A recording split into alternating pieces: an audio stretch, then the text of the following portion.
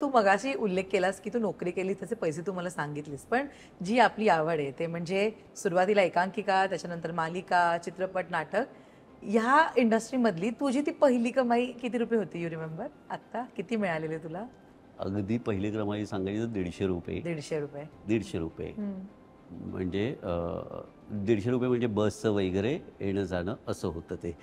त्याच्यातच संपायचं पैसे सगळे पैसे संपायचे म्हणून मी लक्ष्मी इंडस्ट्रीज पासून अंधेरीपर्यंत सकाळी चालत यायचो म्हणजे मी डबे पोचवायचो टेप पोचवायचो पण ह्या काळात मी बाहेर खायचो नाही घरचा टिफिन घरी जाऊन जेवायचो किती उशीर झाला तरीही म्हणजे मी कॉलेजमध्ये असताना एक माझ्या खिशात पैसे नाही आहेत मी रिहर्सलमधून बाहेर पडणार नाही चल आपण वडापाव खाऊया असं कोण म्हणालं तर नाही मी रिहर्सल करतो मला हे वाचायचं आहे कारण आपल्या खिशात पैसे नाही आपण बाहेर कशाला पडायचं बरोबर बरोबर कुणाच्या तरी पैशावर मला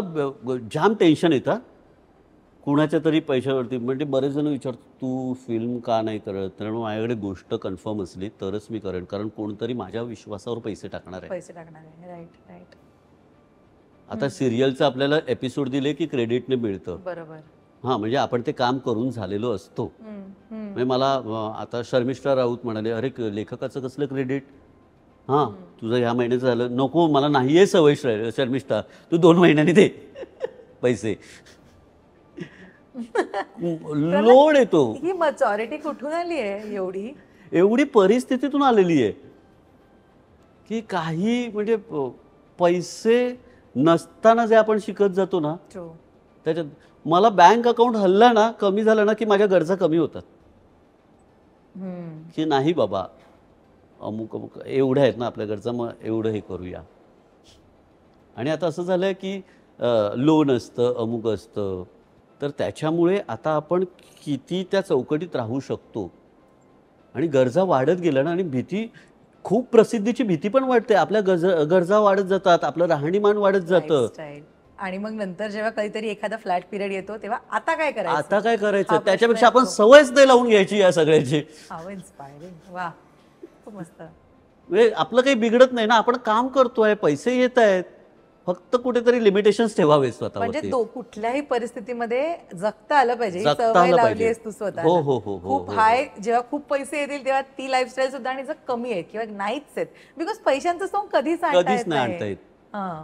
तर त्याच्यातही जगता आलं पाहिजे त्याच्यातही जगता आलं पाहिजे मला आजही वडापावच आवडतो म्हणजे मी तुला किस्सा सांगतो पहिल्यांदा जेव्हा मी मॉलमध्ये गेलो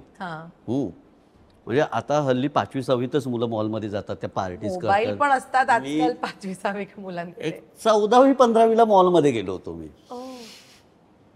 आणि मॉल चेक करतात ना असे त्याचे हात हे करतात ना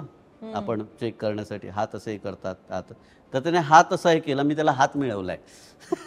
मला कळलेलंच नाहीये काय करायचंय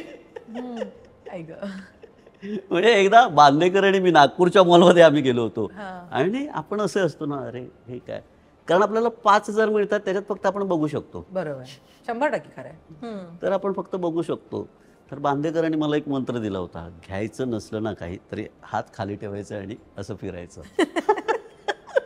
पण आजही मी असं फिरत असलो आणि कोणतरी कॅच आहे असं म्हटल्यावरती असा हात येतो हा देखता हो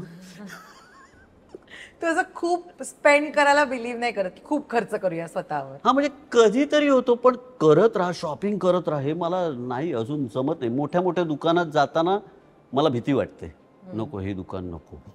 हे दुकान नको पण ती मला खूप पूर्वीपासून वाटायचं क्रॉक्स घ्यायचे मी आतापर्यंत 6 ते 7 वेळा क्रॉक्स घेण्यासाठी गेलोय पण आतापर्यंत कधीच घेतले नाहीत मी क्रॉक्स कारण ते 5-7 हजाराच्या चपला आपण कशाला घ्यायच्या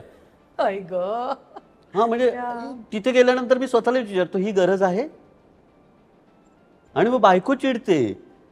इथे येणार घेणार नाही बरं असं नाही की आता अशी कंडिशन आहे सुदैवाने की ते घेऊ शकतो पण नंतर गेल्यावर खरंच आपल्याला गरज आहे का याची किंवा ही एवढी भारीतली चप्पल आपण किती वेळा वापरणार मी आणि अत्यंत मी असा माणूस आहे की मी कधी काही हरवू शकतो मी कधी काही तोडू शकतो आणि आता बायकोने सारखी ही जाणीव करून दिल्यानंतर माझा विश्वास बसलाय की आपण खर्च करताना किंवा एखादी गोष्ट घेताना विचार करावा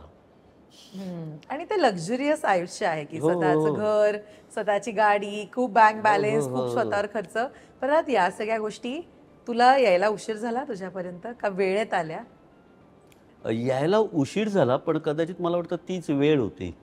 त्या गोष्टी येण्याची. मिळायची. कारण तो जर मी अनुभव घेतला नसता, त्या सगळ्या कंडिशनमधला, म्हणजे अगदीच काही काळासाठी मी के.ई.एम. हॉस्पिटलमध्ये पेपरही टाकलेत. हां. हो, म्हणजे सुरुवातीला? सुरुवातीला मी दुधाच्या पिशव्याही हे केल्या आहेत. माझे वडील मग सकाळ पहाटे उठून दूध हे करायचे. मग मी दूध आणि के.ई.एम. हॉस्पिटलमध्ये पेपर टाकताना तर असे असे किस्से मी ऐकले आहेत.